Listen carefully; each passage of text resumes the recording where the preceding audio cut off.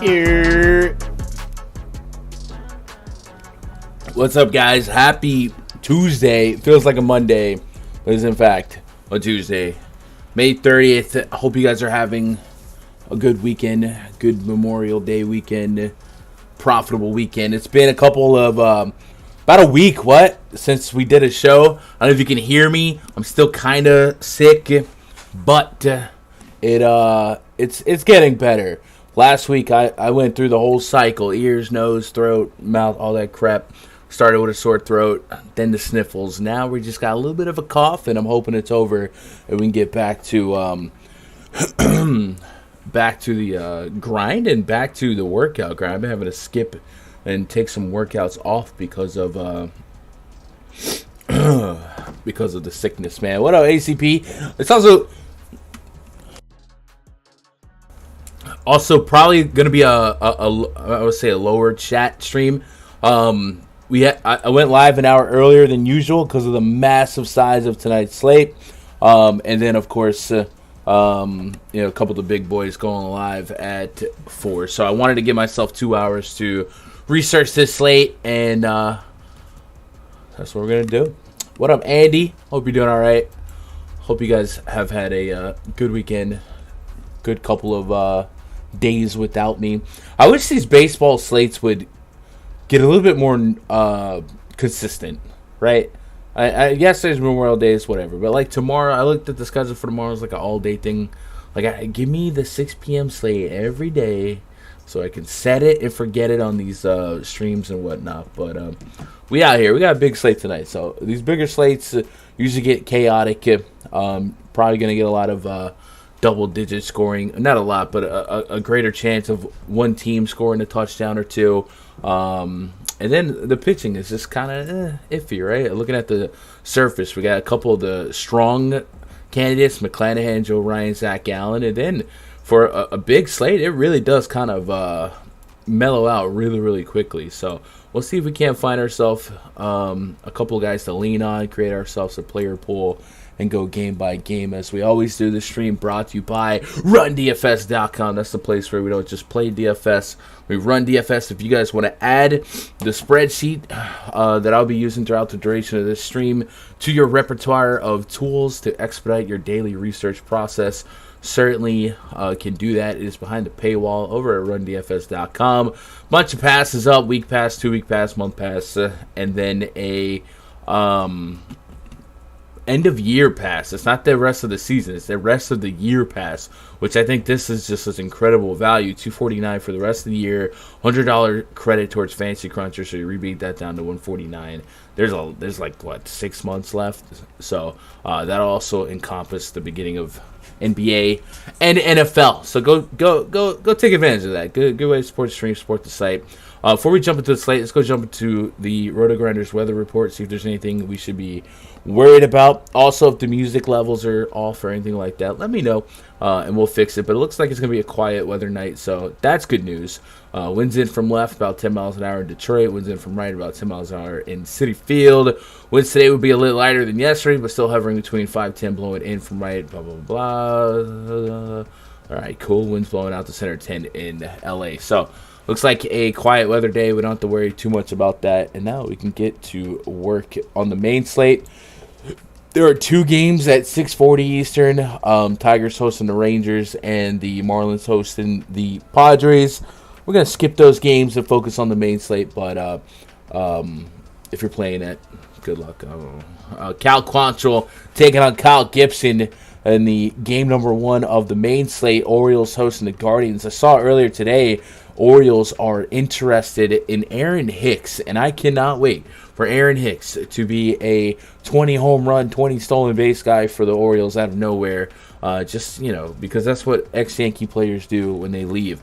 Quantrill in the season, a 5.54 expected ERA, just a 12.8% overall K rate. The Orioles strike out not very much. This projected lineup has just 4 guys over a 20%, 25% K rate, and this is a guy that just doesn't miss bats, and it's by design. So Quantrill's probably not even going to be a thought for me today. And then looking at the Orioles 5-run total, I think, as always, we're going to get to some Orioles stacks. Very, very rare that I don't get to some Orioles. So we're going to start off the stack list with the O's.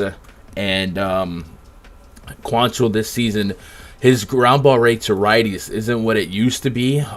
As early as 2 years ago, it was almost 50%. Last year, 44%. This year, just 38%. So allowing a little bit more lift, a little bit more fly ball. And the last 3 years, he's allowed a 20+% line drive rate. So not a bad spot to maybe plan on a double or something like that for Ryan Mountcastle or Jorge Mateo, who can really leg one out. This projected lineup is really lefty heavy, and we can dig into this 1.61 home run per nine. Now, I do wonder if that's got room to regress, because his ground ball rate to lefties is still pretty high, and his hard contact rate overall is still pretty low. But still, just a really talented Orioles team that I don't mind getting behind. I'm not going to get too aggressive behind it, just because Quantrill and his ground ball mechanics can kind of stifle the upside of a stack, and then you perhaps deal with some of the more talented arms out of the Guardians bullpen. But for the most part, I just think the Orioles are slate to slate one of my favorite balanced stacks, where guys like Mateo can swipe some bags and a couple switchies in there. Santander, it's just a really good balanced stack, and it also has power. And the fact that this is more lefty heavy to jump over that right field wall and attack what has been a struggle so far for Quantrill in terms of keeping the ball in the park for lefties. Makes a lot of sense. Looks like Clase would be good to go. Looks like Karinchak would be ready to go. Stefan pitched yesterday. So I guess if the game was close enough, you got a couple good arms. Henkes is not bad either. So maybe the game gets cut in half. But I think a 6 to 8% look at O's from this far out. Probably closer to 6% just to have wiggle room. Let's see what the field is at. Yeah, pretty low owned. Just Frazier up here. All right, so I'm happy with that. We'll leave it there. Guardians against Kyle Gibson. Gibson's coming off a really strong start against the Yankees. 4.76 expected ERA. That Yankee start was it just is what it is, right? Only 3 strikeouts in 7 innings, so a lot of ground balls that went his way. Babbitt was on his side.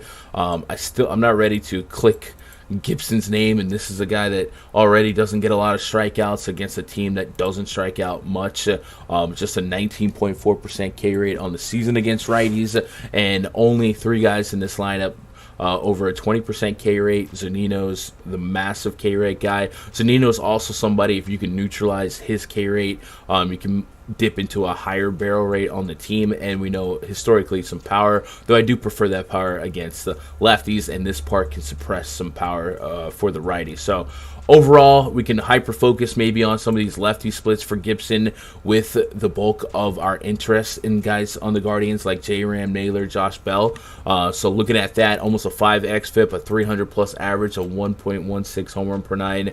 Heavy ground ball rate, very low contact rate, hard contact rate. So in a way, him and Quantrill sharing a lot of similarities in this spot. So combustible elements, I think the Guardians will forever be a team this season that I just lean on a sub stack, and it's focused on J-Ram, Naylor, maybe some Bell, maybe some Rosario, Quan, guys like that. So that's where I'll put them.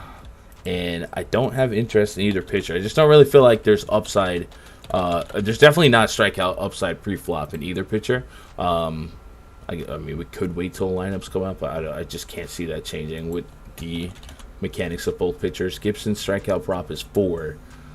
I mean, I probably lean the under from where we're at, and then Quantrill is at 3.5. So 4 I feel like 3.5 for Gibson would be a more appropriate line. So I don't mind the under there, just considering this team, but I guess we'd wait till official lineup was out.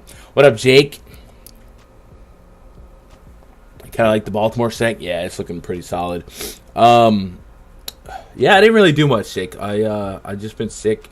I've been playing a little bit more Fortnite lately, kind of transitioning away from MLB The Show. I don't know. Every year I go through that same phase where I grind it real hard for a month, and then we back off. Brewers and the Blue Jays. Next up, Adrian Hauser taking on Yusei Kikuchi. 4.2 implied run total for the Brewers. 5 for the Blue Jays. Kikuchi, here's an interesting one, right? The Brewers on the season have just been atrocious. I mean, absolutely downright lost against left-handed pitching. 69 WRC plus, nice. 30% K rate, and Kikuchi has been kind of struggling forever. It feels like 5.26 expected ERA. He had a couple of starts earlier this season where I was looking at some glimmers of hope, right? But this is kind of like unstoppable force, immovable object of suck, right? Like, which side gives in? Is Kikuchi at 8.4K an SP2 viable option against a team like the Brewers that just can't seem to figure out left-handed pitching. 12.4% swing and strike rate for Kikuchi on the season. Look at his batted ball data the last couple games. Been all over the road. A 2.19 xFIP against Atlanta, 6.29 against Baltimore, 4.73 xFIP against the Rays. And then Statcast data, if we look at his barrel rate, 11.5%. Not really what you want. Hard hit rate, 48%. Not really what you want. But I am at least encouraged if I'm trying to make a case of playing him at his ability to get whiffs, right? 16, 12, 18% swing and miss or swing and strike rate. I think there's a case for Kikuchi, and this would be certainly a ownership, anti-ownership thought. So, like, if no one was playing Kikuchi and he came in at like 5% or less, I think just because they've been, he's at 9%. I still think that's probably the sweet spot. Like, I wouldn't want more than 10% Kikuchi on any slate, and then I probably wouldn't want any to be without hedging. But man, we have seen some really average lefties kind of mow down this Brewers team. So we'll see what they throw out. The projected lineup has just a 9 straight of 20+% K rates, and then when you dip into that 5 through 9 against lefties, it gets like 30% plus aggregate strikeout rate. So there's some strikeout potential, and maybe if it was a little too uneasy to play for DFS, what are we thinking on a strikeout prop? 5.5. I mean, man, I could certainly see it against righties. A 22.5% K rate. Last year he was at 27%. Talked about the swing and strike rate being what it is. Walk rate is down against righties so far this season. Man, 5.5 could be attackable. So I'd think about that. So just stuff that we're thinking about. We'll make a notepad. We're thinking Kyle Gibson under 4Ks maybe. You say Kikuchi. Oh, can't spell. Over 5.5 Ks. And this is just lean, so I'll circle back later. Probably after the stream before we jump onto that. But we'll wait until confirmed lineups come out. But yeah, it's hard to not at least see the case for it. And then inversely, Kikuchi has had a problem with the long ball for the last 3 years, and this season is sustained to both sides of the plate. 2+ home run per 9 to both sides. We talked about that barrel rate being 11.5%, the hard contact being what it is. Is there anybody on this Brewers team we would really like to nab against a guy like Kikuchi? I think William Contreras stands out the most. 970 plus OPS, 234 ISO, 169 WRC plus. About the since the beginning of last year, about the only redeeming name in here. I guess Darren Ruff exists to hit lefties, so you can maybe sprinkle that in at min price on either site. Just wonder if he'll be in there for long. Did Darren Ruff used to play for the Blue Jays? I don't know why I got this memory of him in Toronto. I think maybe it was he had a birthday game in Toronto a couple years back, and I don't know why that's sticking with me. So maybe we substack, but I'm on the fence there with Kikuchi. But I certainly think you can build out a case. Hauser, did your thing, dog. It's going to be a no for me. ERA is overperforming versus his advanced metrics. Although not drastically, but still not a guy that we expect to give us DFS upside, just big-time ground ball rate. The run total for the Blue Jays is 5. So we'll see if the Blue Jays are attached to ownership. Because this is... No, they're not really. Is there... What team is, if any... I saw a couple 6-run totals. A couple Dodgers, Atlanta. All right. So it might be a spread out night where we don't have to sweat ownership too much, right? And I guess that's fair. No cores on a 13-game slate. I could work with that. Blue Jays 5-run total with not a ton of ownership. Well, the thing with Hauser is he's a heavy ground ball guy. Blue Jays come out really righty heavy. So we dip into this 50+% ground ball rate the last 3 years. Hard contact rate is okay. Barrel rate's elite. Ability to stifle, but I guess if the ownership is going to be low enough, I think it's always a chip in a chair with this offense, right? Yeah, look at this. 5% or less. So I think the opportunity is good enough at that ownership that I'll grab a little dab. So let's do that. Put the ball in play. Sometimes good things happen, but I would probably be happy with about 4%. So early on, we're thinking 6% could be a sweet spot for the O's, 4% for the Blue Jays. We might wiggle that up going forward. And then Kikuchi, I'm not going to type him in tier 3 just yet. He's been better at home too. If you really value the home splits here, 3.25 xFIP at home with a 31.4% carry rate. That makes me feel better about this strikeout prop. All right, let's do it for now. Let's put Kikuchi bottom of the tier 3 as a SP2 candidate, and then we'll go from there. Right.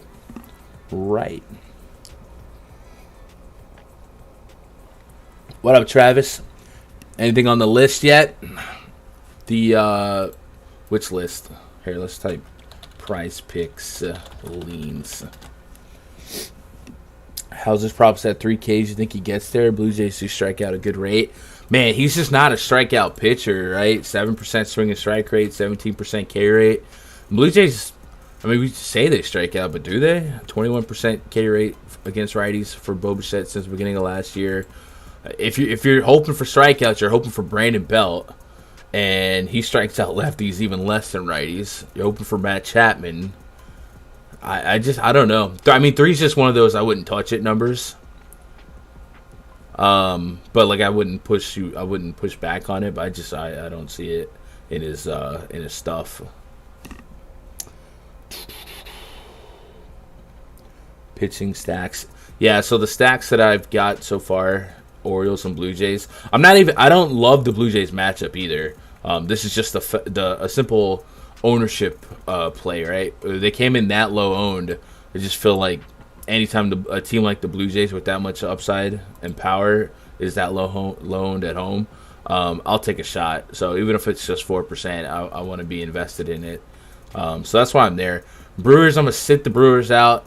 I'll float a couple one-offs with like William Contreras, Darren Ruff, stuff like that. Kikuchi, man. I think I'm going to end up playing Kikuchi, and I don't know. If it fails tonight, I have myself to blame and no one else. Let's get to the Reds and Red Sox. A lot of Reds in this game. We do have lineups for both teams, so we'll get those punched in real quick.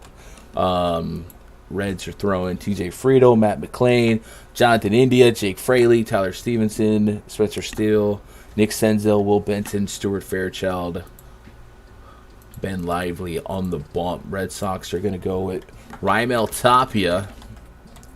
Man, it is like a rare occurrence to catch the Reds on a main slate lately, especially the Reds at home. And I guess they're coming off a home stretch, but they from what my boy Jake was telling me was that they polled their fans on preferred game time, and the fans voted to have those weird 6:40 times. So that's why we're not catching those home games on main slates. Rafi Devers, 6,100. Look at you. All right, Ben Lively on the bump. 17 innings of play so far this season. He's up against Brian Bayo. 27.3% K rate for Lively. What can we expect him to fire out? 103 pitches his last outing. Has hit 5.2 then 6 innings. That's good news. Strikeouts are nice. Let's go look at the pitch report for Lively, see what he's throwing. Fastball, slider, changeup. It's got a decent pitch mix. A lot of it's on that fastball. The fastball's only 91 miles an hour, so not a blow by you fastball, which is interesting considering his strikeout rate. 10.3% swing and strike rate and a 21% called strike. There might be some wiggle room for regression, I guess. Let's see. Was he this guy in the minors? This is Savant, not MILB. MILB.com. I think his K rate, I'm not saying he's not going to be a strikeout guy, but it feels like on the surface, the called strike versus, unless he's just dotting and that's his thing. But I'm going to go see if his K numbers in the minors are this beefy, you know? What up, Solomon? What up, AJ? Dacker. Let's see, 27 innings, 16 strikeouts in the minors. So massively different tune than his 18 and 17 in the major league level, right? And then his career, he's 783 Ks and 835 innings. So less than a strikeout per inning. So that's kind of what the swinging strike rate was telling me. Is I don't think he's an elite strikeout guy. So with that said, is he getting overvalued by the books? Perhaps. Lively is at 3.5. He is not. He is not at all. Okay, so playing more like a contact guy. If we can look past his 34% K rate against righties to start, and this lineup doesn't have but 2 righties anyway, so we can kind of hyper focus on this. And also, since we got his minor league stuff, let's go pull up his splits against lefties this season in the minors, just kind of get a idea. 10 innings against lefties, 6 Ks, 152 average, that's good. 0.92 ground out to air out ratio, no 1 homer in the 10 innings. And then we'll look at last year, see if we have a trajectory to build off of. Last year, 35.2 innings against lefties, 38 Ks. That's good. 2 homers, 1. So, decent ground ball rate. Nonetheless, though, playing more like a contact pitcher against the Red Sox at Fenway, against this really, really deep lineup of lefties, I'm going to have some pessimistic expectations. So I'd lean more so the Red Sox. Red Sox have a 5.5 run total, one of the biggest on the slates. And then this Reds bullpen has been performing better than I would have guessed in terms of the bullpen plus stats. But I don't know. I've seen this Fenway story too many times. So let's throw some Red Sox in the blender here. And I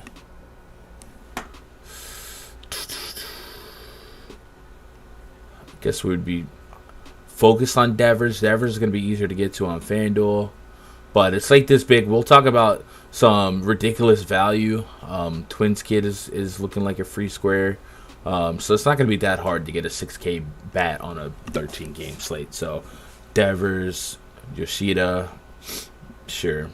Reds against Brian Bayo. Bayo, 23.6% K rate on the season, 12% swinging strike rate, a 27% K rate against righties. This lineup's giving him just 3 lefties. And it's TJ Friedel, Jake Fraley, Will Benson. Benson is just really, really bad. So 2 lefties to speak of that might dig into some of these rough lefty splits that Bayo's offered so far. Otherwise, we can maybe lean on his righty numbers a little bit better, and that's 3.25 on the XFIP, 27% K rate, and a almost 60% ground ball rate. So Bayo's one of the guys we expect him to be good as time is afforded to him. And what can we get on strikeouts for him? 5.5. I think I would lean the over on that. Do we think he gets through 6 innings though? I would say it feels like they've been a little bit more leashy with these guys. 7, 5, 6, 100 pitches too. So I think his fantasy score is a little bit intriguing, but I also think the strikeouts are nice too. So 5.5, did we say? And then 17.5 pitching outs. So if you think he gets through 6, you could just take the over on that. I'll tell you, I'll just type. Let's see, Bayo over 17.5 outs. Over 5.5 Ks is interesting. And then it's one of those, like, the fantasy score would just kind of, if you think he's going to go over 6 and hit 6 innings and get that quality start, really heavily implied, minus 173 for the win. So the fantasy score, I think all that's in play for me here. So I'll live with that as the candidates. And then I think at 7K, I think Brian Bayo makes the player pool. Let's see, what kind of ownership is he going to cost us? I'm a Rays homer, but this spot against Hendricks looks good to attack. I forgot Kyle Hendricks pitches. He's been pitching so long. When I typed his name as far, I was like, oh, he didn't retire?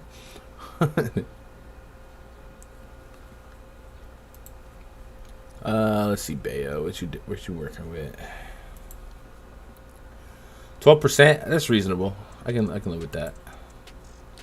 So we'll go Bayo, Kikuchi as our tier 3s. Red Sox, I'll wait for a minute on ownership, on putting a stack ownership on them. But yeah, let's move on. Phillies and the Mets. I think a Mets lineup might have just came out. It did. So we'll get that typed in here. Brandon Nimmo, Francisco Alvarez, Francisco Lindor, Pete Alonso, Mark Vientos, Starling Marte, Jeff McNeil, Tommy Pham, Eduardo Escobar in the 9 spot. See, they had just put him like in the 3-hole against the lefty a couple weeks ago, and we all rejoiced. And now it's right back to 9-hole Escobar, who since the beginning of last year against lefties, 256 ISO, 800 plus OPS. Curtis Sengai taking on Ranger Suarez. Phillies have a 4.1 run total. Mets 4.6. Sengai is a command struggling guy, right? We know he has strikeout potential, but I tend to attack him in matchups that are a little bit more aggressive, a little less disciplined, and the Phillies are kind of mix and match. This projected lineup has 4 guys that look like they can strike out with the best of them, and one of those guys is Kyle Schwarber, and he's a problem here. So I'm not going to be that thrilled with paying almost $10K for Sengai here.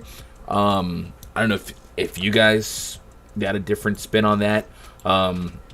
I feel like I got my money against Tampa Bay and moved on. I'm just kind of going to let that chill for a little bit, because this is a dangerous lineup to get some free passes, right? If you walk a Trey Turner, that turns into an extra base hit.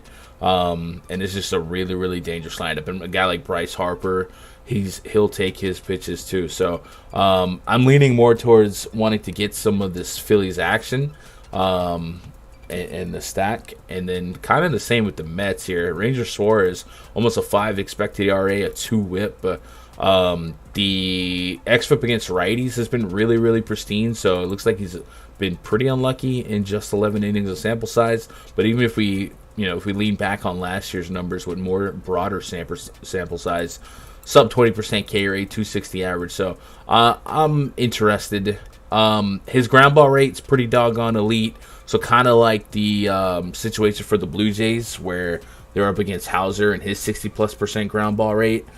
If he stifles a couple innings where you don't really get that upside payoff where it's 4 bombs and stuff like that, I wouldn't be surprised. So I want to get there just for the name value and some quality contact ability for some of these bats.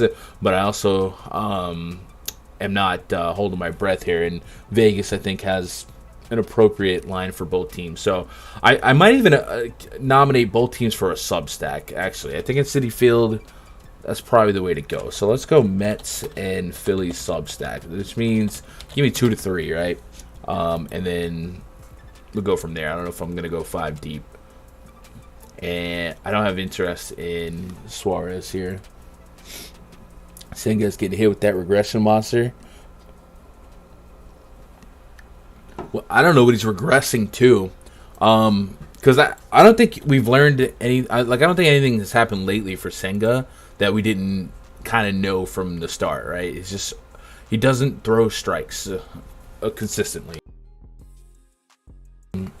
What up, Travis? What up, Fanatic? I hope you guys are doing all right.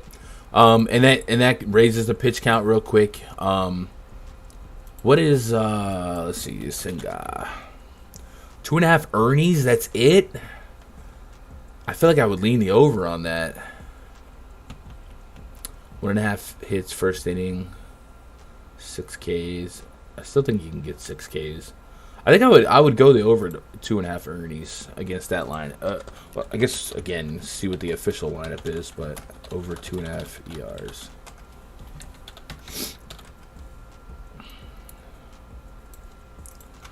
I don't know. I just feel like Harper and Turner, especially Harper, he'll take walks. I don't know.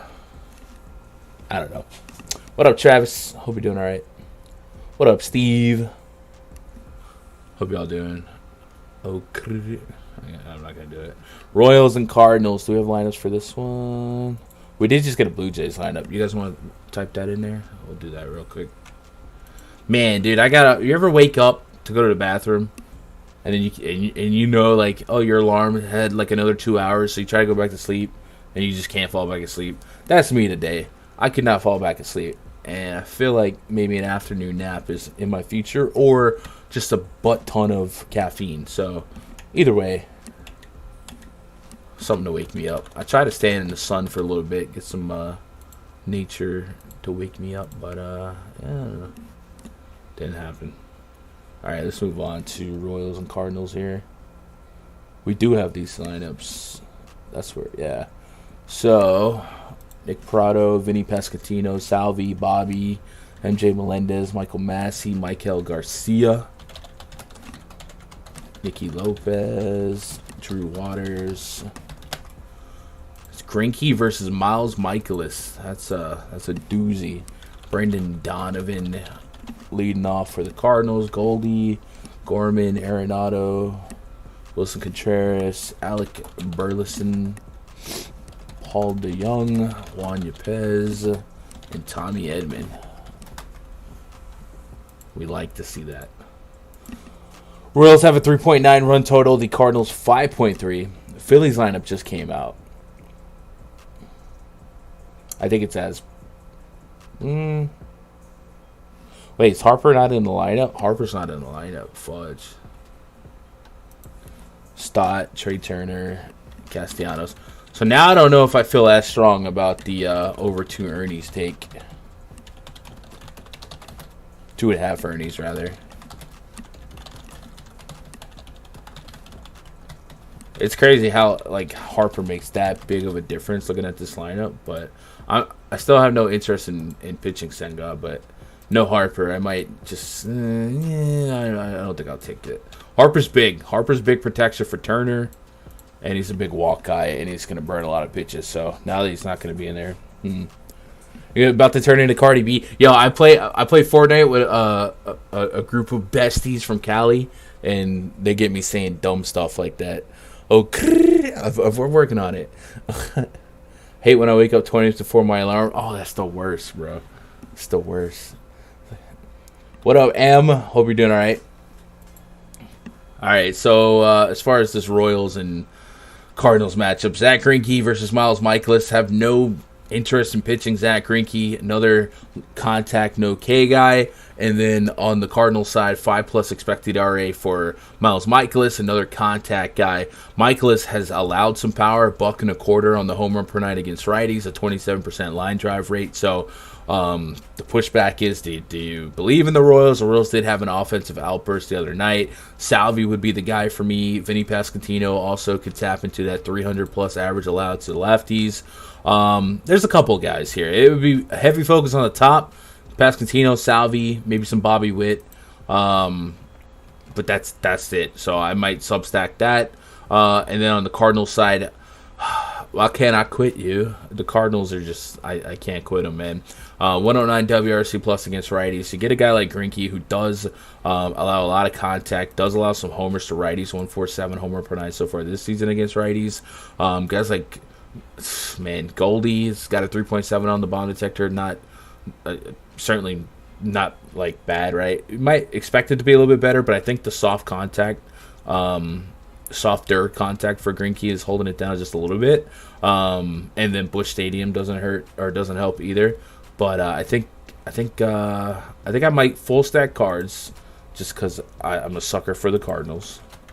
And they've been so underwhelming. I get it, but I can't quit them. And then Royals. I don't know if I want to substack Royals dedicated. Whatever. I think we just float some one-offs in the Royals. I don't know. Michaelis is heavy line drive rate to both sides. I could see it getting kind of crazy pretty quickly. But I really don't. I guess a Melendez errant click here and there isn't the worst, but it's Pasquantino and Salvi and maybe Bobby Witt. Those are three that pique my interest. So Cardinals have a 5.3 run total, so at least I don't feel as dumb to wanting to be there. No Melendez. I'm on the fence, right? He doesn't hit for a great average, strikes out a lot, but Michaelis doesn't strike anyone out. And he gives up a high average, so we can offset that. Yeah, Melendez would make the pool. The 13.8% barrel rate when he does make contact. Yeah, it would be Melendez. All right, we'll go Substack then. We'll type that up. Way to talk me into it, chat. What up, Shannon? What up, Darnell? Harper's out tonight. Yeah, Darnell, you might be on a little delay. But I caught that right as I was like, all right, moving on. What's Cards' projected ownership? I think we said only like the Dodgers were a team grabbing a ton of ownership. I don't think the most of the slate is getting a lot of ownership. I think tonight's going to be pretty wide open. I think there's a couple of guys getting like coagulated ownership, like the 2K specials. But I think for the most part, there's only a couple of stacks that are going to be in danger of being heavy chalk. And I think it's like Atlanta and the Dodgers. Otherwise, we're pretty wide open. So if we go to St. Louis, we're getting them at Tommy Edmonds leading the chart. The 9-hole guys, I think that might change. You usually don't see the home 9-hole hitter as the highest owned on the team unless he's 2K and he's 4,100. So that might have been on a different lineup order projection. But overall, a sub 10% aggregate. So I think I'll be there probably at 6%. Just say I'm there, right? Yeah, 13 games, usually pretty spread out. You know what else is spread out? The ratio between viewers and thumbs up, man. If you guys want to help me out, hit that thumbs up. If you're liking the vibes, hit that sub button. Sure would appreciate it. And if you guys do want to hang out after the stream, I'll be in the RunDFS.com VIP Discord. If you guys want the spreadsheet, the bond detector, all that stuff, it's behind the paywall over at RunDFS.com. Get yourself a membership. Week pass, test it out, see what you think. Couple new members lately, good reviews, liking what they're liking the spreadsheet. It just makes the research so much faster, right? So if you're looking for something like that, go check it out. Let's move on to Rays and the Cubs. I don't have a lineup for either yet. Shane McClanahan taking on Kyle Hendricks. McClanahan, one of the aces of the slate, right? If we look at his ownership, or excuse me, his price, 11.4K. You got to go up there and get him. 7 innings, his last 2 starts. We talked about Milwaukee being an elite matchup for lefties. Toronto is a little rougher. He was able to go out there and gut it out. Don't love that his pitch count in both games was at 82, but at the same time, he's at 7 innings. Are you really asking 8+ innings out of your starter? So he's been efficient. So I'm happy to be there today. I would assume that he would be one of the highest owned pitchers on this slate. Probably top 2 at the worst, right? No, wait, Nestor Cortez. Oh, yeah. Why is Nestor always chalk? Okay, maybe he's not. 14% ownership. Is that because of the pitch count or the price? I don't know. I never really find an issue with getting to these high-priced pitchers on the slates this big. And then I also just value high-end pitching much more anyway.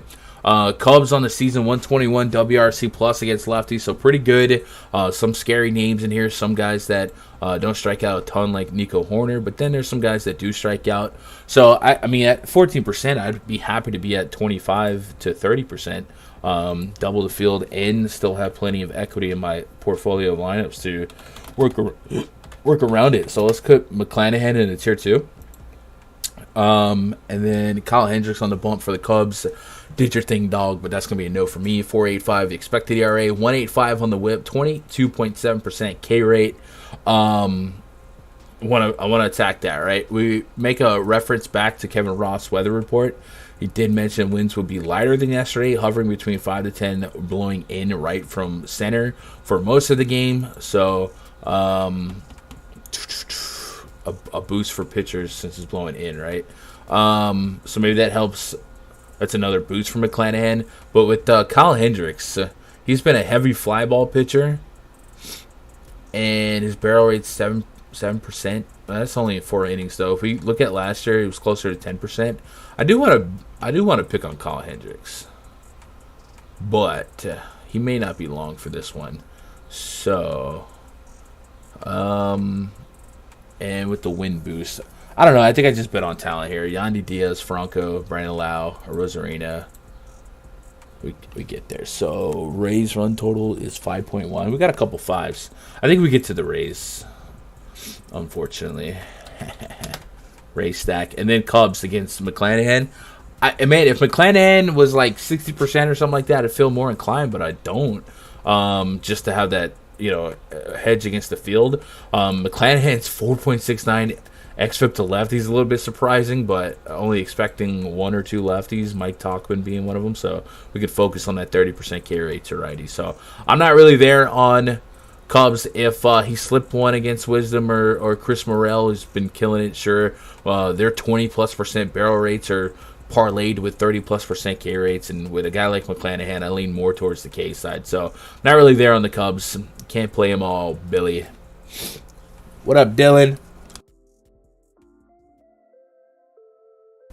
Hit a 4-leg single game parlay on DraftKings last night. Guys, you guys want to hear a story? ACP was there for the sweat. My homie, Young C. I wonder if I could find it. I don't recommend you guys do this, but my homie Young C made it was like a 5-pick home run parlay. And he went, it was either 5 or 6, and he lost by 1. I was trying to find it, but it's taking a little longer to find in the Young C. Or does he have a different name in the...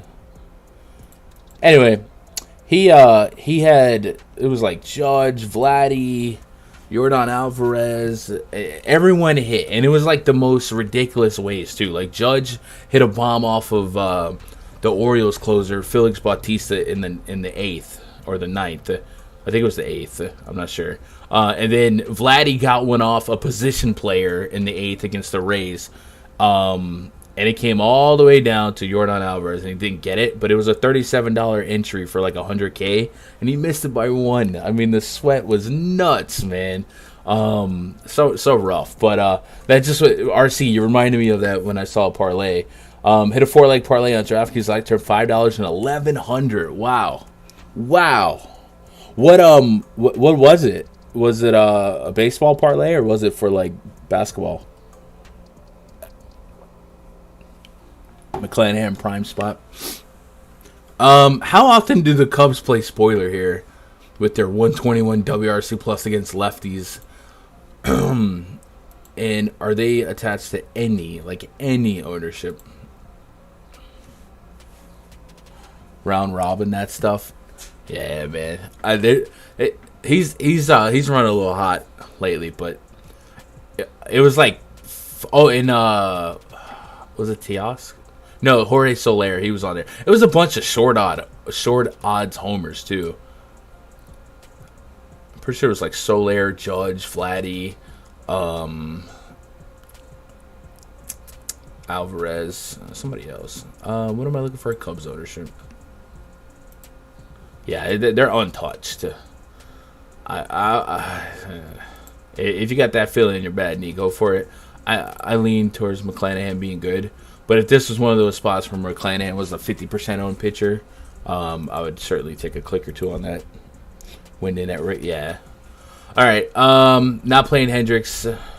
Simple as that. And then we have the Rays, right? Yep. Twins and the Astros. I believe I just got an alert a minute ago about the Astros.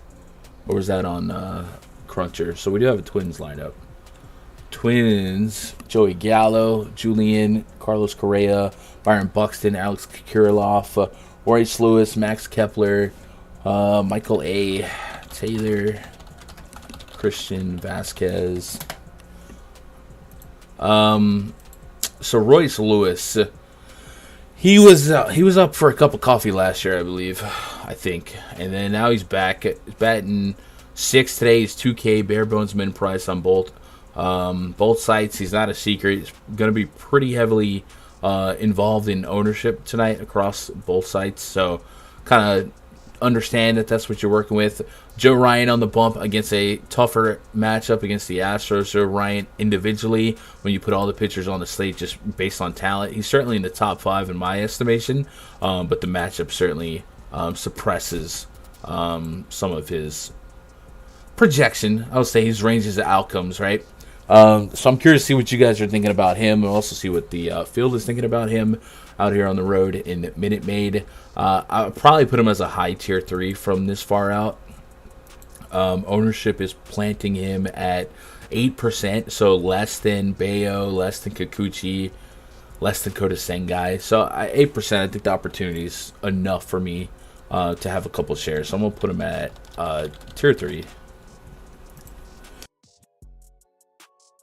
And then Brandon Belak on the bump for the Astros. It's been rough for him. I think he was out of the I want to say he was a bullpen guy for the Red Sox, wasn't he? And now being converted, or am I just completely making that up?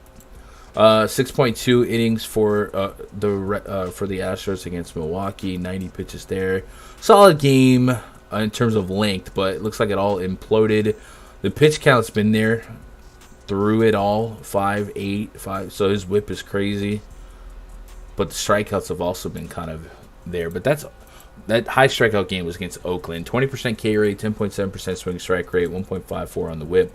Twins are a tough enough team. We can lean. I don't really need to split anything. Correa back in Houston. That's a fun narrative. Buxton in the mix. This is just, I'm way more leaning the Twins bats than Belak here. So probably not going to get to Belak. We're going to get to some Twins. And then also probably going to get to some Astros. We probably don't have to give up too much equity to be there. Altuve, I think he had a grand slam yesterday. This lineup starting to get dirty, right? 1 through 7 since the beginning of last year against righties. Aggregate probably 270 plus. Pena's your average struggle here. But a lot of low K rates, a lot of high ISO. So this is a tougher spot for Joe Ryan. But Joe Ryan has just been really, really good. So good pitcher, good offense. I'm going to have a little bit of both since ownership is saying I can do it on a 13-game slate and not have to get too crazy. We do have an Astros confirmed lineup, so let's see. Altuve, Pena, Alvarez, Breggy, Tucker, Abreu, Julks, McCormick, and Cesar Salazar. So the only difference is instead of Martin Maldonado, we get Salazar. And then Royce Lewis, apple of the slate. If you guys want a refresher on what he's doing in the minors, you probably heard it. If you consume some content, I'm sure people have been talking about him. But he's batting .333 in the minors this season. 4 bombs, 4 SBs. Pretty decent. 1 OPS. So to get that for free against a struggling Belak, it's a pretty good opportunity, you know? Let's get caught. JD Bomb, Olsen Bomb, Goriel Bomb, and Carroll 2 total bases. Wow, RC. That's really good. Cubs about to get hammered after that Stroman gem. Yeah. The world will have Royce Lewis. Yeah, Royce is coming in with a high projection, so can't act like it's a secret, right?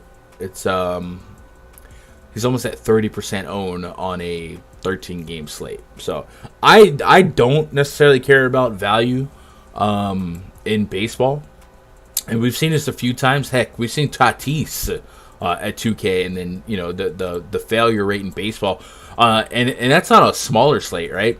A failure rate, it doesn't necessarily mean the points per dollar fails. It could also mean that he just gets lapped by a couple guys at the position. So at 30% on a 13-game slate, that's kind of like an easy undercut. He'll fall in my twin stack, sure. But the shortstop position, Trey Turner, high ceiling guy, Bo Bichette against a contact guy, Wander Franco. I don't have to read every name here. Jorge Mateo. A lot of guys that have pop. And even Carlos Correa on the same team as Royce today. And that was a situation we saw with Xander Bogaerts and Tatis on that same night where Xander homered. So 30% ownership on a 13-game slate. It's kind of crazy. And he would truly have to nuke it for him to, for that fade to be the reason you fail or succeed. But, yeah, there's going to be a point tonight where he probably moves the cash line if he does something, towards ACL twice. Yikes. I don't know how to get away from the Dodgers tonight. Irvin got a 16% walk rate this year. 70% of Dodgers lineups double-digit walk rates. Yeah, Dodgers looking really, really good. And attached to ownership. Expecting at least a slight bump in price after this game yesterday. It's hard not to take him for flat man. I agree. Decent amount of DK teams with McClanahan and Gallen with Royce Punt. Yeah, that seems like if I went to, I don't know, if I just built out randomly 50 lineups.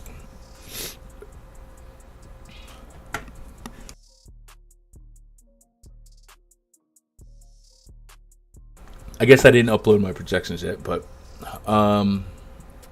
actually, I'm getting no McClanahan. Why is that? It might be the standard projection for McClanahan's not. See, I get it for 19.920. I would probably, yeah, when my projections get uploaded, that's probably going to be closer to like 25. Like, I can't really see justifying McClanahan to not be projected for the highest on the slate. Maybe Zach Gallen.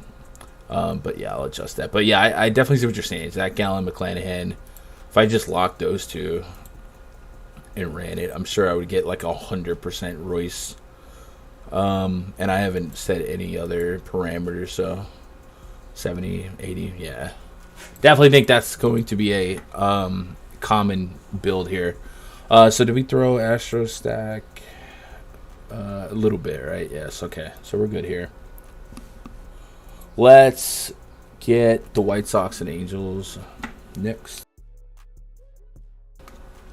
Man, my throat is scratchy. Mickey Money. Oh, we got just projected. All right, Giolito taking on Tyler Anderson.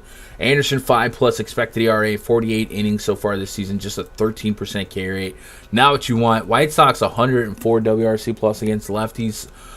This lineup, this version of the White Sox lineup is looking more like that fun version that I like to play against lefties. Eloy Jimenez back in the mix, Yohan Moncada back in the mix, Jake Berger's coming through, 355 ISO since the beginning of last year against lefties. So I think I will get to some White Sox once the lineup is confirmed.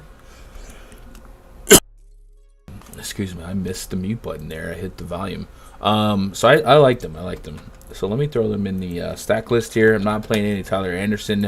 And then Giolito on the bump here. This lineup for the Angels, there can be some strikeouts. There is definitely some power. He's had a 1.26 whip this season, 24% K rate, a 12% swing and strike rate. His big problem has been homers to lefties, almost a 2 homer per 9 to lefties on a 5.37 xFIP. So Ohtani, Mickey Moniak can maybe try and stay hot, but Ohtani's certainly the guy that is the one to watch. And then since the beginning of last year, he's allowed a high line drive rate and decent power against righties. And Mike Trout's coming in with one of the higher bomb ratings on the slate here. So I'm okay with like some Giolito, but I think he was picking up a little bit of ownership. If I remember looking, Giolito was at 12.5%. So I mean, I guess that's appropriate unless we get like a surprise Ohtani rest or something like that. I don't really have a strong lean on playing or fading Giolito. I think the xFIPs are okay. If it comes out for lefties though, that's where we have a problem. So right now I'm going to kind of wait for the Angels lineup to make a decision. Otherwise, I think the ISOs in this lane right here, 1 through 6, even with Jared Walsh in the mix, taking into account that elevated xFIP Giolito, I think I can get to that lane of Angels. And then I'm just kind of a sucker for this core of the White Sox against lefties. And I'm curious to see, am I alone? I am not. Eloy, 18%. Luis Robert, 11%. Rest of the lineup is okay, a little looser, but Eloy, 18%. Wow. All right. So I'm not a genius.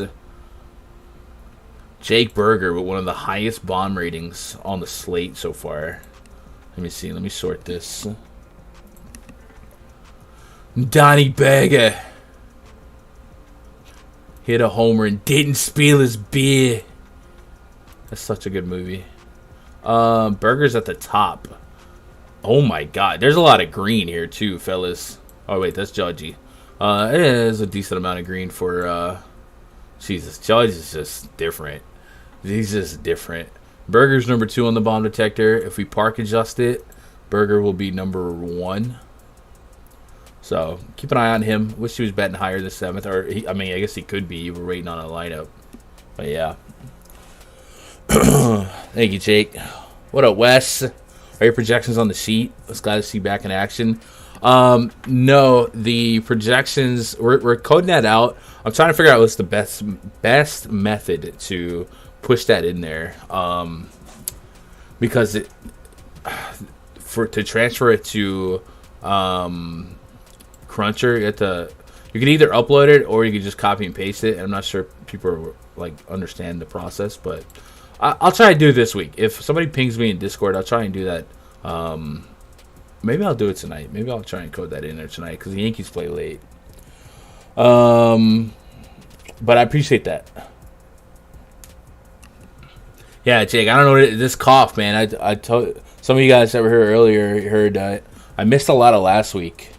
I've just been sick, and it started like on Monday or Tuesday. I could feel my throat kind of being uncomfortable, and I was like, man, I think it's gonna be sore. And sure enough, next day I wake up, sore throat, and then about a day and a half of a sore throat. Then I started sneezing a lot and sniffles, and now I'm kind of reduced to a cough. But I feel like I'm getting better, but you can probably hear my voice is still a little nasally. Kyle Freeland taking on Zach Gallen out in the desert. Do we know about the roof? Chase Field roof.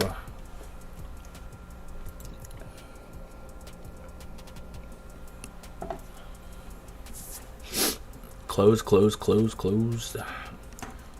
Open today, May 30th. Open. So, good news for offense, I guess.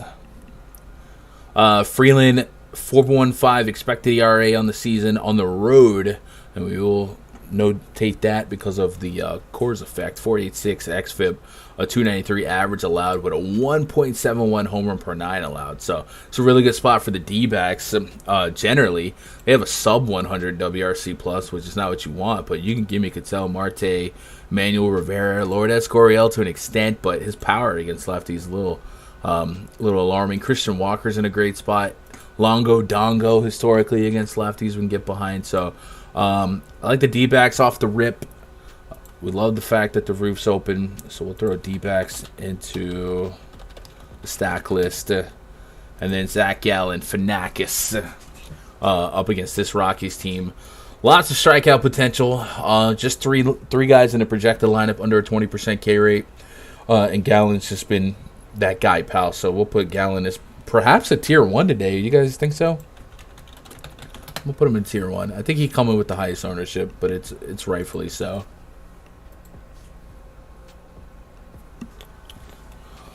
$103 viewers with 38 likes. Come on, y'all. Give me the 50, man. It's free to hit that thumbs up. It really is. It really is. Wow. Gallen's at 30% ownership. So, I will eat chalk at pitcher every day. If the play is right? Pitcher has a higher predictive value in fantasy points. And I might even be at like 45-50% on Gallen on either side. Maybe more so on DK. But on Fanduel, I could certainly see being pretty aggressive on him as well. So, just a great spot. Not really that interested in the Rockies as a whole. Again, the roof open. Maybe that surprise boost some of these guys. Maybe a Ryan McMahon or something like that. But there's really no weaknesses in Gallen's game right now. I guess the 26% line drive rate to lefties would be a little alarming. But just great xFIP all the way around. So I'm in on Gallen. And that's all I got to say about that. Is the home road splits real for Gallen? I mean, at home he's been really good. If that's the concern, we can look at the overall splits. For some pitchers, it matters. Now, remember, when Chase Field closes the roof, it plays pretty pitcher-friendly. So, today with the roof open, it's a net negative overall, but Gallen's just a really talented pitcher. I don't know how many of his games have had the roof open or not. But let's go look at his overall splits. I haven't really been paying attention to his home road splits.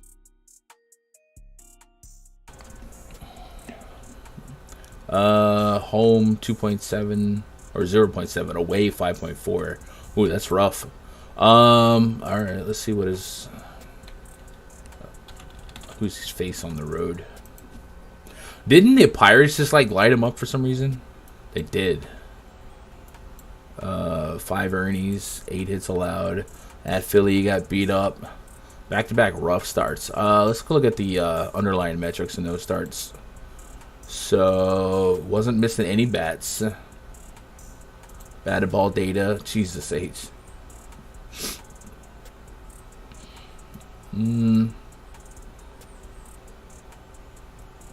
Yeah, it's hit or miss. I think the last 2 games are just really, really rough. Was there anything different other than just getting hit? Like, pitchers will have bad days, right? It happens. But was there anything specifically, like his fastball was at 94 the last 2 games? It was actually higher than the 3 games preceding that. Cutter was around where it usually is. The curveball, yep. It wasn't like much changed there, at least. I don't know. Probably Gallons, his last 2 innings have been rough. Yeah. It happens. It happens. I don't think I'm going to hold that against him. Would like to see more swing and miss. I don't know if there was Philly in the bandbox, whatever. The Pittsburgh's kind of surprising, right? PNC usually plays towards pitchers. Just a 6% swing and strike rate. And he was getting ahead in the count. So that's alarming. Maybe we just don't be as aggressive. I'm okay with matching the Phil at that ownership. All right, let's move him to tier 2. That and the roof being open. So we'll go tier 2 instead of like going quasi lock button, right? I think that's fair. What up, Robert? Hope you're doing all right. 47 Ks to 4 walks. Is that at home? Yikes, that's crazy. All right, so give me some D-backs. Not playing Freeland. Probably not stacking Rockies. And we matriculate on to the Braves and the Athletics. Bryce Elder taking on JP Sears. Braves have a run total of 5.3. The Athletics 3.4. Big time run total for the Braves. The Athletics are just cores on wheels at this point. Teams are just dropping 10 spots on them left and right. So Braves are absolutely going to be a premium stack today just because of that matchup. And JP Sears, the lefty, we love a 150 WRC plus against lefties. First and foremost, Ronald Acuna, Austin Ryan. I hate Austin. Sean Murray. I mean, this is nasty. So all day long, Braves looking like a cash game stack. And like I said, it looked like they were going to garner some ownership as well. Let's pull up their ownerships. But this is a spot we don't have to spend too much time on because it's so obvious, right? Atlanta. Accidentally clicked Pittsburgh. Yeah, there's a lot. Yeah, it's a lot of ownership here. Half the team is over 10%. So this is probably going to be your highest owned stack of the slate, other than maybe the Dodgers. But that's fine. Again, a 13-game slate, it's easier to make these stacks more unique. So you can mix them in with a lower owned stack, and at the same time, maybe even a lower owned pitcher. And after Acuna, it gets a little bit easier to kind of mix and match. So with that said, Acuna is looking like one of the most elite clicks on the slate. 6,400 on DraftKings, appropriately priced. 3 years ago, I tell you guys 6.4K as a hitter in Oakland Coliseum. You'd be like, that's an easy fade. But man, this A's team has been so bad, and their bullpen so bad. So all day long, all day strong, we get behind some Braves here. Bryce Elder on the bump for the Braves. He is rocking a 4.48 expected ERA on a 2.01 ERA. So might be some regression coming for him, but usually regression doesn't come against the Oakland Athletics. 80 WRC plus on the season against righties, 27% K rate. This lineup is just wow. Only Tony Kemp with a sub 20% K rate against righties, so we'll see if that holds up in the confirmed lineup. But it's a good spot for Elder. At 9,300, you're looking for 20 plus. Really, you're looking for 20 plus out of every pitcher that you roster tonight. That's kind of my approach on every slate, but especially a slate with 26 teams.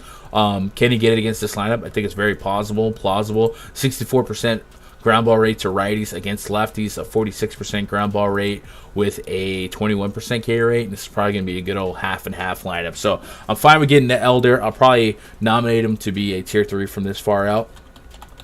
And then if that lineup changes, we'll adjust. But yeah, not really looking to pick on Elder.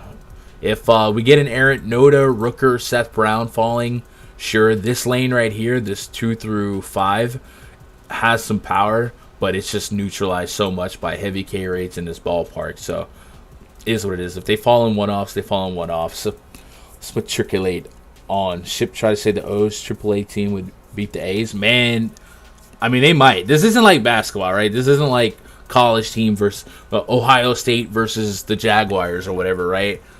I think some AAA teams could beat some regular teams just because,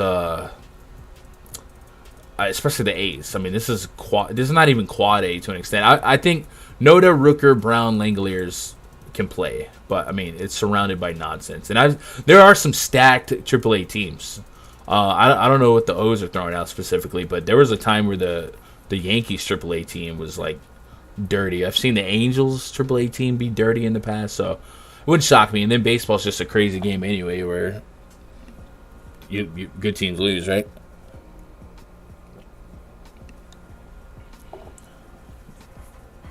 Yeah, the A's situation is crazy, and we could say tanking, right? But the A's have sucked forever, and anytime they get a good player, they just sell them, right? So it's just like, are they tanking or are they just sucking, trying to turn a profit to move out it and get to Vegas?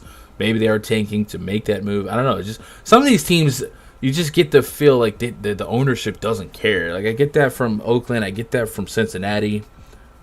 It's just like, man, there's probably a billionaire right now that'll buy your team and he'll care. What are you doing? But I don't know. Cortez taking on Logan Gilbert. Yankees at the Mariners last night. Boy, oh boy. Did you guys see Aaron Judge? A lot of you guys were out watching basketball or hockey. Aaron Judge had 2 homers, a double, a robbed home run to Teoscar Hernandez where he went like 3 feet above the wall to bring it back. I mean, it was just an incredible game. And, man, to think that Arson Judge almost signed with the Giants and we miss out on stuff like that is crazy. 3.4 run total for the Yankees tonight, 3.8 for the Mariners. So, unlike last night, this game is not projected to put up 14, 15 runs, whatever they ended up. But Cortez taking on the Mariners. Mariners 90 WRC plus against lefties so far this season. Do have a couple of scary bats against lefties. J-Rod, Eugenio Suarez, Cal Raleigh, Teoscar Hernandez. All guys that scare me. All guys that strike out 30+% against lefties. So that's the ultimate range of outcome. Both sides of the coin type of situation. And Nestor Cortez has struggled lately. 4.5 Sierra, a 1.27 whip, and the swing and strike rate dipping below 10%. So I can definitely see both sides of this one. And unfortunately, for my Yankee biasness, I'm going to have some Mariner stacks. And of course, we're going to have some Yankee stacks. Nestor Cortez is decently owned, and it does feel like he's consistently overvalued perception, in my opinion, by the field. And tonight he's coming in as the number 2 owned pitcher on the slate, and I just don't know if everything adds up from this far out for that to be something I agree with. The K rate being dipped, the ground ball rate dropping, the fly ball rate being so high, the xFIP being so high. It's just a really tough lineup if your strikeouts are going to dwindle a little bit. But he's been pretty crafty. He's had a couple of good games. He had an opportunity at a good game against the Orioles. The thing with Nestor on the season has been the third time through a lineup is when they just decimate him, right? And that's what we saw against Baltimore. He ended up giving up four earnies on 2 bombs. But if you take out that last couple of batters from him, he was doing really good. It's just when he gets to that third time through, it's lights out, man. So I don't know if Aaron Boone's gonna put any substance to that. And remember, we've been without Jose Trevino catching, so I have some reservations here, especially as the number 2 owned pitcher. which means I'll definitely have some Mariners stacks. And then the Yankees bullpen is definitely not as tight as it used to be. On the other side, Logan Gilbert, 2.89 expected ERA, 30% K rate on the season. We've seen good pitchers have good games against the Yankees. He's coming in at 15% ownership, a little bit of sticker shock, or matchup shock rather, maybe suppressing that. But I'm fine with getting to a couple of shares of him. I think this is a 4-corner spot. I think I go Gilbert number 1, Mariners 2, Yankees 3, Cortez 4, and that's how I would play that one out. So that's how we...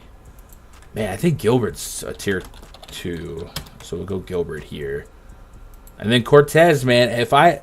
we talked about the Braves ownership, right? If I gave Cortez back to the field and just let them have that 20%, you know what I mean? Split that 20% back up to maybe make a little bit of the Braves stacks that I'll run a little bit different. That's kind of where I'm leaning.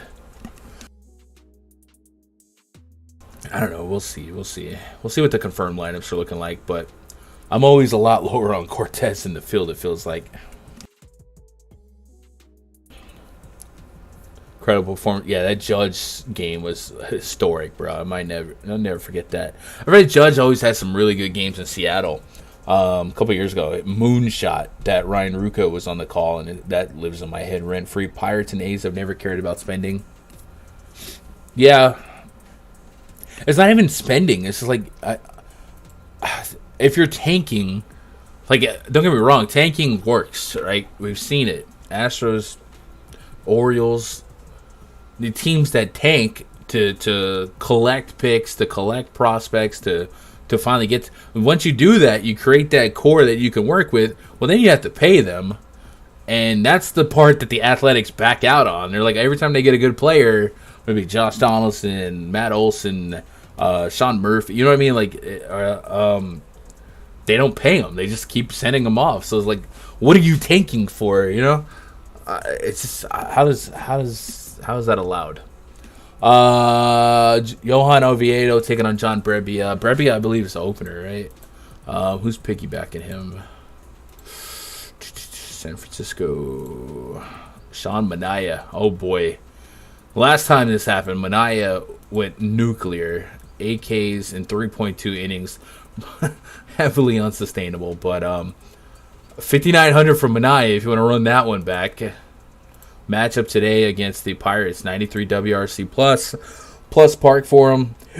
Wouldn't be a Fanduel move, but on DraftKings, if you're certain that he's going to come in there, he could scoop up the dub, closing that 5th inning, and then at 5K as an SP2, maybe he gets you there. 8,600 for the opener is kind of a joke, right? I mean, how did that even happen? Man hasn't gone over 2 innings all year. How is this happening? How is Manaea? DraftKings asleep at the wheel. But I don't think Manaea is off limits if he's at 5K.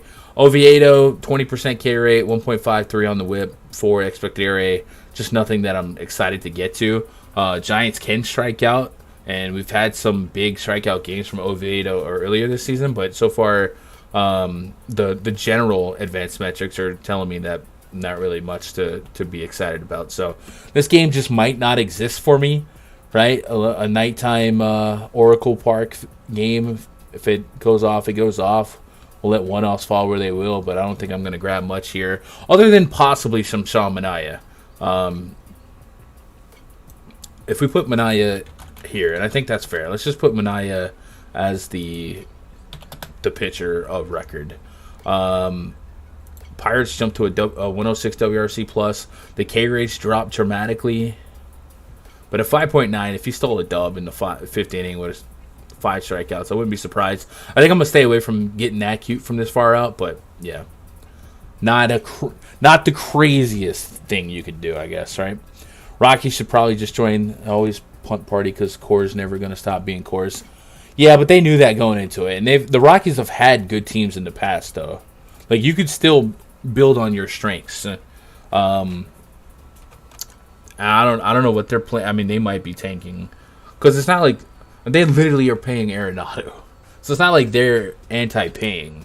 They're just dumb ownership. Like they make moves, they're just really dumb and they don't know what they're doing.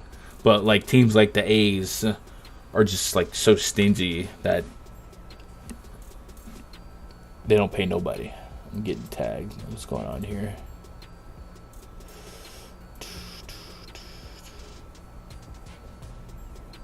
A bomb detector. Oh, for someone said I don't have a bomb detector for the Savannah Bananas. Jake Irvin taking on Tony Gonsolin. Irvin 6.54 expected ERA in 22 innings, 11.3% barrel rate, 19% called strike rate, and a 4.6% swinging strike rate. So we're not playing Irvin. We're stacking Dodgers. Dodgers have a 6-run total. That is easily the highest on the slate. So easily going to be the most interesting stack pre-flop in terms of upside. But secret's out, right? They're not going to be a secret, much like the Braves. Kind of a backloaded slate in terms of run totals with the Braves and the Dodgers.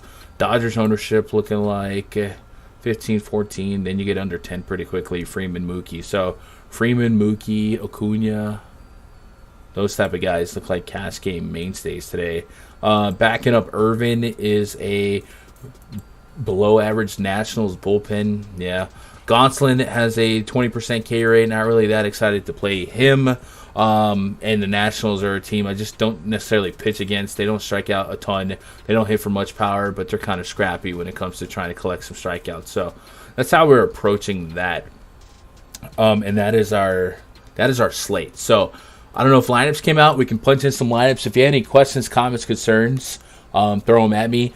Before we do go, and I'm not leaving for a minute or two, I do have a giant favor to ask for from everyone watching, and we'll close the show on that. But if you guys have anything else for me now, though, throw them at me. Any ideas or anything like that, throw them at me, and then we'll do something special. You guys want to do something special as a group? That'd be cool. Rockies are done motion yet. What's a good learning model to use? I'm not sure I understand the question. A learning model? Like to learn how to play MLB DFS? Man, that is such a complex question to answer. Let's get some lineups in, and I'll spitball some stuff. So first of all, in baseball, step one is to understand the variance is unlike any other sport. Super cliche, but Hall of Fame hitters are guys that fail 70% of the time. And once you accept and embrace the variance and become numb to the variance day to day, you're doing good. And then once you're able to accept the failure rates are so high, you become a little easier to be able to fade chalk. I know fading chalk in sports like football and basketball is a little grit your teeth. But in baseball, I'm way easier to avoid a guy that's 30-40%. Like tonight, we have a shortstop at 30% ownership on a team that's offering 20, or a slate that's offering 26 teams. So the likelihood that he is going to be the top scoring nuts out of that position is not as high as his ownership. And then past that, I think developing a player pool based on valuable stats that matter without suffering from what I call paralysis by analysis, meaning there's 800 ways to look at a player. I could paint ways on Mike Trout possibly being a bad play tonight, right? There's stats for everything. So I would find a core of stats, maybe 5 stats that you like to lean on. For me, I think if you had to go from nothing, like OPS is a good one for me. ISO is fine, but OPS kind of picks up on that. OPS, I think, is a great starting point. On base plus slugging means getting on base. That's fantasy points. Slugging, extra base hits, home runs. That's a great start. And then for pitchers, look past the ERA, the xFIP, the Sierra, the K percentage, the swinging strike rates. Those type of stats are important as well. And then you'll let run totals and whatnot kind of direct you from there. Doesn't look like we have a ton of lineups elsewhere, right? No? Alright. You guys got anything else for me? I got in late. Are you stacking Angels against Gio? A little bit. But I want to see that lineup confirmed. But it'd be like Trout, Ohtani, stuff like that.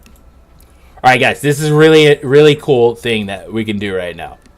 If you guys will humor me and help me show some love to the homie Terry. You guys see me and Terry do shows on Stochastic. Well, I don't know how we ended up being live against each other, but this man is smarter than me when it comes to baseball. And if you didn't know, he's been pumping out a lot of free content on his site Roto Scouts. So I'm gonna put a link in chat. And he's at 14 viewers. We're at 100. Could we all just go check him out real quick, get his subs up? I'm gonna get us out of here, but let's go check him out. Let's run up his subs. Let's run up his likes. We can even raid, you know what I'm saying? Go and raid, whatever, in chat. And then I'm talking to him about us doing a show together maybe sometime this week. So let's go check him out. Let's throw a bunch of questions. Let's get him from 28 subs to 60 subs. Let's get his likes up. That man is a genius when it comes to baseball. So I'm going to get you guys out of here. I love you guys. If you guys want to hang out with me, I'll be in the Discord. Go to rundfs.com. Find a subscription that works for you. And, yeah, man. Let's go. Let's go check them out. I love you guys. Appreciate you making part of my afternoon. Be part of your afternoon. Good luck. God bless. Go win some money.